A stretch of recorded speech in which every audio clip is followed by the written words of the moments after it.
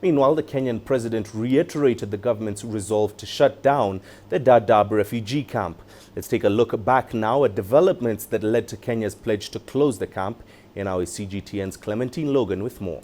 Dadaab Refugee Camp is situated in northeast Kenya. It was opened in 1991 as a temporary shelter for people fleeing the civil war in neighbouring Somalia, but prolonged insecurity there led to it becoming the world's largest refugee camp.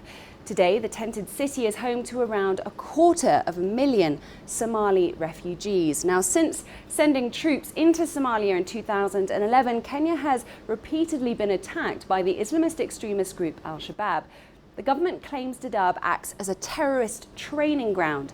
In May last year, the government cited security concerns as it announced that the repatriation of Somali refugees would be sped up and the camp shut down by November. Now, in September, rights groups warned that this would violate international standards and that refugees were returning home involuntarily only to face insecurity. The Kenyan government dismissed those claims, but 2 months later, and under pressure from the United Nations, Kenya said it would push the closure to May. Last month, Kenya's High Court ruled that the government's directives were unconstitutional and discriminated against Somalis. But on March 8th, President Uhuru Kenyatta said the decision to close Dadaab was final.